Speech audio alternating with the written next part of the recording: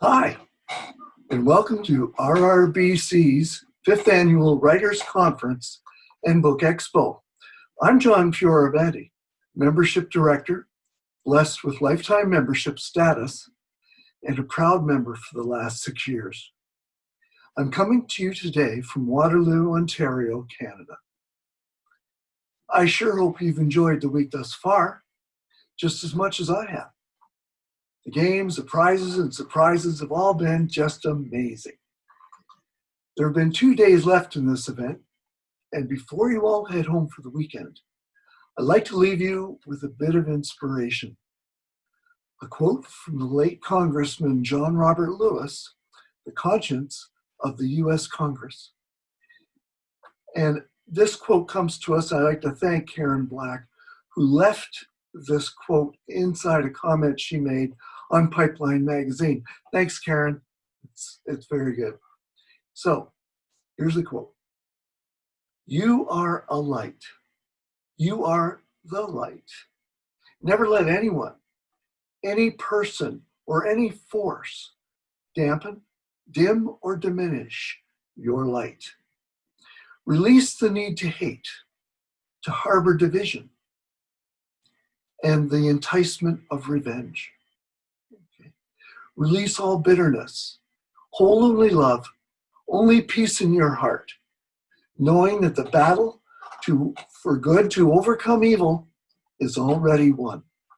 End quote.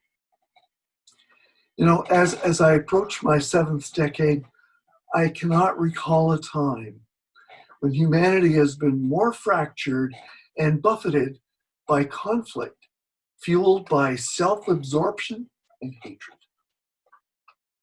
Too many leaders around the globe try to cement their hold on power by creating false narratives about fictitious enemies and play to a feeling of nationalism among their own citizens. And COVID-19 and the resulting economic meltdown have exacerbated these negative realities. Now, the words of John Lewis, quoted earlier, are like a balm to my troubled soul.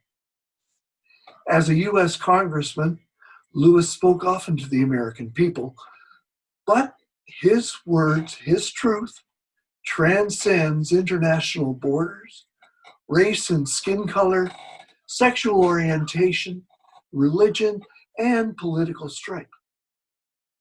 His words are exciting and powerful. He doesn't suggest that we become a light to others. He boldly proclaims that we are a light. And then he goes further by stating that you are the light. He's testifying to the goodness within all of us. That's our light. And it is powerfully bright. Okay? Every human being has, as their birthright, the power of goodness within them.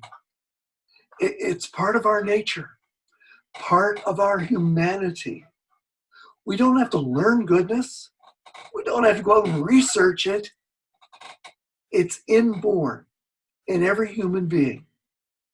Now, some choose to call it a gift from God. It certainly is a gift, and it needs to be paid forward. Now, Lewis warns us about those who would profit by dimming or extinguishing our personal light, as well as forces in the world that attempt to do the same. We all know the leaders who work to divide us by sowing distrust, intolerance, fear, and hatred.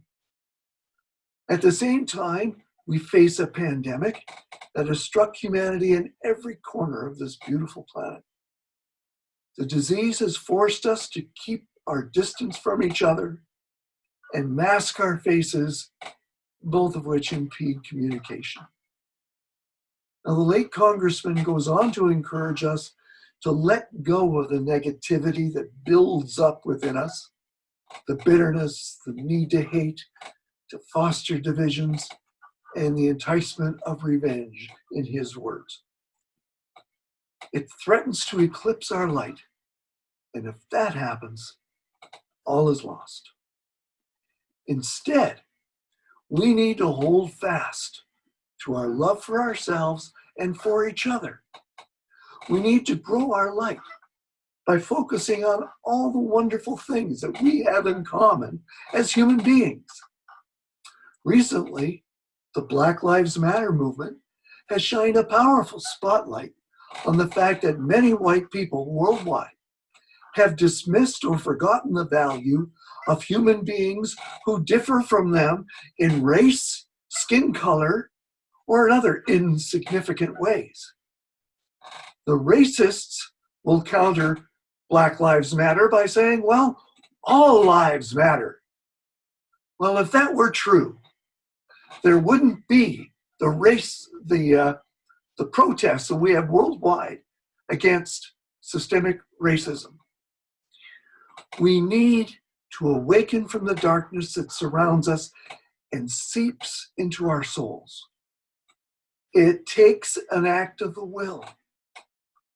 We must feed and nurture the light within us by speaking lovingly and living a life of love and acceptance. Those of us who are authors have a powerful podium from which to spread our light and become a beacon of light in our modern world today. Thanks for joining us this year, and we'll see you next year when we celebrate 6 years of RRBC's most highly anticipated event of the year. In the meantime, be safe, be well, and goodbye.